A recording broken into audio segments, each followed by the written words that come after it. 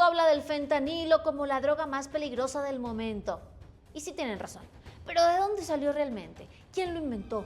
¿Por qué se convirtió en una crisis mundial?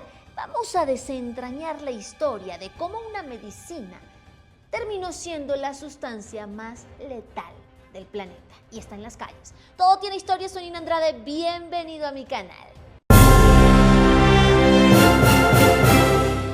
La historia del fentanilo no empieza en un laboratorio clandestino, sino en la industria farmacéutica. Fue inventado en 1960 por Paul Janssen, un químico belga y fundador de una farmacéutica que, por cierto, hoy es parte de Johnson & Johnson. El propósito fue crear un analgésico potente para tratar dolores extremos, como los que sufren pacientes con cáncer o personas que han pasado por cirugías complicadas. El fentanilo es 50 veces más fuerte que la morfina y una revolución en la medicina. Se administraba en hospitales de manera controlada y ayudaba a pacientes que ninguna otra medicina podía aliviar el dolor. Pero lo que parecía un avance médico se convirtió en una bomba de tiempo. A finales de los años 90, principios de los 2000, Estados Unidos entró en una crisis de opioides. Y es que las farmacéuticas, con el afán de vender más, promovieron analgésicos altamente adictivos como la oxicodona y la hidrocodona.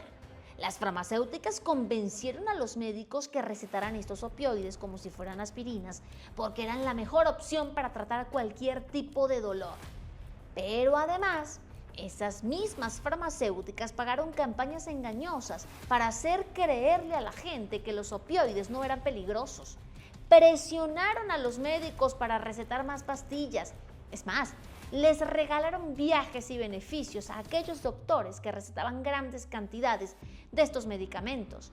Y así, de la noche a la mañana, millones de estadounidenses comenzaron a recibir recetas de opioides por cosas tan simples como un dolor de espalda o una cirugía dental. Al principio funcionaba bien, pero con el tiempo el cuerpo necesitaba más y más para sentir el mismo alivio. Cuando intentaban dejarlo, sentían abstinencia, náuseas, temblores, ansiedad extrema. Así que los doctores ya no las recetaban, pero el cuerpo de los pacientes las pedían y las pedían. Y así fue como miles de personas pasaron de ser pacientes con dolor a ser unos adictos que dependían de los opioides. En 1999 las muertes por opioides en Estados Unidos eran pocas, pero en 2010 el consumo se había disparado y ya era una crisis de salud pública. Para cuando se dieron cuenta, las recetas se endurecieron y los adictos entonces buscaron otras opciones.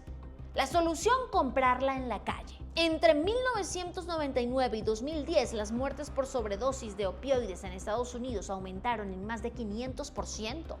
Cuando la crisis ya no se podía ocultar, entonces el gobierno empezó a regular estos opioides. Era muy difícil conseguir una receta médica, pero además obligaron a las farmacéuticas a reducir la producción y hasta cerraron clínicas que daban recetas sin control. Esto parecía una buena idea, pero tuvo una consecuencia brutal. Y es que los adictos seguían necesitando opioides, pero ahora no podían conseguirlos legalmente. Ahí es donde muchos recurrieron a la heroína. Por ejemplo, una persona adicta a la oxicodona iba a la farmacia, pero pues ya no se la vendían, y descubrió que en la calle podía conseguir heroína más barata y con el mismo efecto. Y ahí comenzó su nuevo infierno. La heroína se convirtió en el sustituto de los opioides farmacéuticos y con eso las muertes por sobredosis seguían aumentando. Para el narcotráfico, la heroína seguía siendo cara y difícil de producir, así que descubrieron una alternativa más poderosa y rentable, el fentanilo. Es más barato de producir que la heroína, es 50 veces más potente, por lo que solo se necesita cantidades mínimas para enganchar a alguien. Una dosis mal medida puede matar en segundos y es mucho más fácil de traficar porque no se extrae de plantas sino de químicos, así que la empezaron a fabricar en laboratorios clandestinos, sobre todo en China y en México, para luego distribuirlo a Estados Unidos como un sustituto de la heroína.